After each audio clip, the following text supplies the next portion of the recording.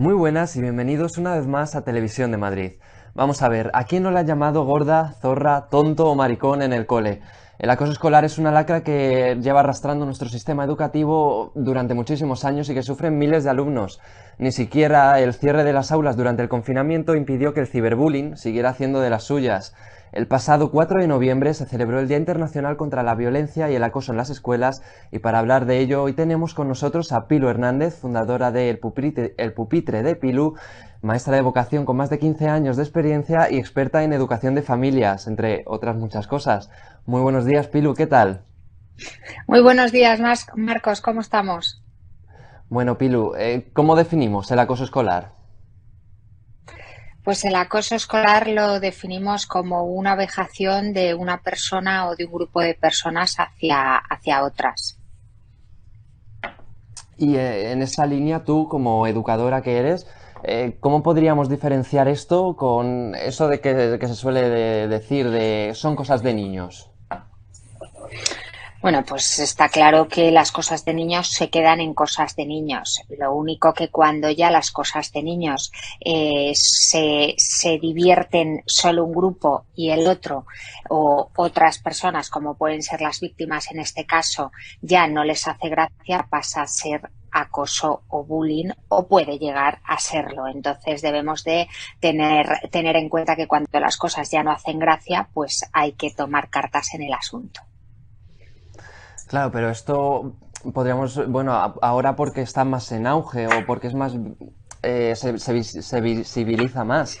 Pero durante hace unos pocos años a lo mejor pues esto que ahora mismo tú estás diciendo se podría haber dejado en ese ámbito, en cosas de niños, ¿no? Eh, A ver, no siempre ha sé cómo lo ves, existido claro. el acoso y el bullying siempre ha existido. Ahora lo que pasa que lo sabemos más, estamos más informados y evidentemente cuando la pelota ya salta, ya explota en nuestras manos, pues es cuando nos llevamos las manos a la cabeza. Entonces, estas cosas, cuando decimos que son cosas de niños, pues lo que yo digo, son cosas de niños siempre y cuando todos los niños se estén divirtiendo y se lo estén pasando bien. Cuando ya, como tú has empezado la entrevista diciendo, cuando ya te llaman excesivamente gordo, zorra o palabras de este calibre, si ya desde el primer momento o desde el momento que sea tú dices basta, ahí ya todos, porque no nos olvidemos que siempre cuando hablamos de acoso, hablamos de bullying, hay tres patas de un banco, como es la víctima, el acosador y los espectadores, que son igual de importantes que todos, pues entonces ahí es cuando debemos de tomar cartas en el asunto y decir basta por parte de todos. Bueno, Educación detectó el pasado año más de 5.500 casos de acoso escolar. ¿Son los niños que sufren acoso capaces de denunciar? Porque este dato, vamos, nosotros a lo mejor casi todo el mundo tiene a alguien cercano que tenemos esa cognoscencia, ¿no? De saber que sufre acoso. Parece un dato bastante bajo. Pues a ver, los niños, cuando los espectadores tenemos que darnos cuenta de una cosa. Cuando hay acoso hay espectadores y esos espectadores pueden ser tanto menores como adultos. Entonces, el menor, evidentemente, lo que le puede pasar es no denunciarlo por miedo a que se tome represalias, es decir, a que lo que le están haciendo al compañero o a la compañera suya se lo hagan a él o le menosprecien a él o lo que sea. Entonces puede ser por eso por lo que no lo diga. O también puede ser porque directamente forma parte de ese acoso y esté disfrutando, viéndolo, que también puede ser y también existe. Y luego están ya los adultos, que bueno, pues sí que es verdad que nos podemos encontrar con adultos que evidentemente lo denuncian y adultos que miran para otro lado, también, por supuesto, también existe. Ujú. O sea que hay de todo entonces. Y Pilu, preguntarte, ¿cuál Sí. es el perfil del acosador? Pues el perfil del acosador no es un perfil determinado, puede ser también porque esté pasando por un momento determinado delicado.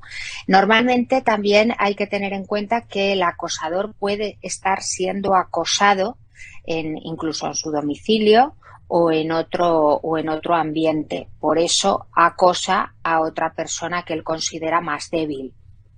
Pero bueno, normalmente no es que haya un perfil como digamos, este es el perfil del acosador y este es el perfil de la víctima, sino que lo que sí que podemos hablar es de cambios en la forma de ser tanto de los acosadores como de las víctimas. Normalmente se vuelven más irascibles en el caso del acosador, suele haber cambio de amistades, suele haber cambio de hábitos. En esas cosas sí que tanto la familia como el centro debe de estar con ojos a visor, y siempre quien se va a dar cuenta antes va a ser, por supuesto, el centro escolar. Claro, en este caso tú nos cuentas, supongo que el centro escolar se podría dar cuenta en este caso si los niños van presencialmente al centro, pero tenemos el ejemplo de la pandemia. Sabemos que el acoso se trasladó en esa época a las redes. Era mucho más complicado denunciar según qué situaciones, qué herramientas tienen los sufridores del acoso para intentar erradicarlo en esos momentos. Totalmente de acuerdo, pero cuando hay un ciberacoso, antes ha nacido en otro sitio. O sea que evidentemente cuando tuvimos la pandemia y tuvimos los confinamientos, pasaron a ser ciberacosos, pero eso ya antes se hacía en las aulas.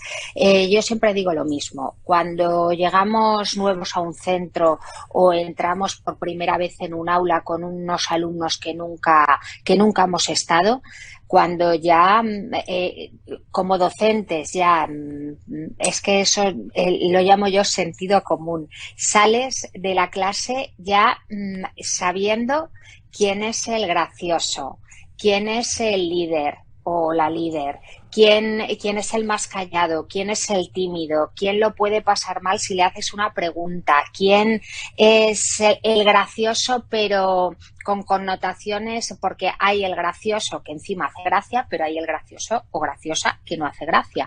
Entonces todas esas cosas solo con una hora lo puedes ver. Entonces los docentes perfectamente nos damos cuenta absolutamente de todo, y son cosas que vemos y las vemos venir, con lo cual lo que tenemos que hacer es que cuando la típica estamos explicando cualquier cosa y hay la típica frase de cualquier compañero hacia otro que puede llegar a sentar mal, ahí está el adulto para cortarlo radicalmente. Pero radicalmente, y si vemos que eso puede tener connotaciones mayores, por supuesto, empezar protocolo, que en todos los centros lo hay, llamar a las familias y cortarlo, porque también luego vamos a otras cosas, que casi siempre cuando hay acoso las personas que se van de los centros son las víctimas.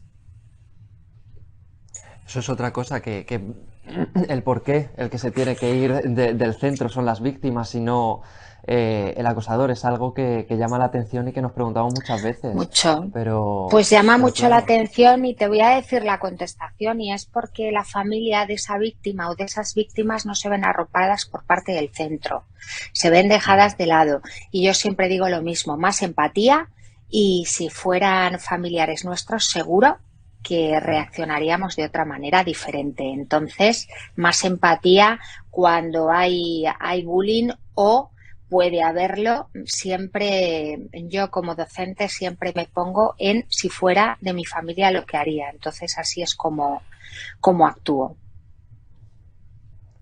está claro, Pilu. Pues nada, ya preguntarte por último para terminar, ¿qué es el pupitre de Pilu? Bueno, pues el pupitre de Pilu nació como un blog para dar recursos a familias, a docentes, y bueno, a día de hoy estamos en toda España, preparamos oposiciones a maestros, a secundaria, inspección educativa, y aparte de ayudar a familias en todas las dificultades que les puedan surgir en temas educativos con sus hijos o con los centros. Así que ahí estamos, la verdad que estamos muy contentos. Todo esto nació de la noche a la mañana y por redes sociales, en Facebook en el 2014 y hoy andamos pues con más de 200.000 seguidores en Facebook y unos 40.000 en Instagram. Así que estamos muy contentos, la verdad, de la acogida y de que, bueno, sin todos los pupitreros, como yo digo, esto no sería posible. Bueno, entonces estáis en auge, estáis ahí en auge y nada, pues al final espacios como estos son los que merecen la pena. Así que nada, muchísimas gracias por habernos acompañado aquí en Televisión de Madrid esta mañana. Muchísimas gracias a vosotros por invitarme. Un placer.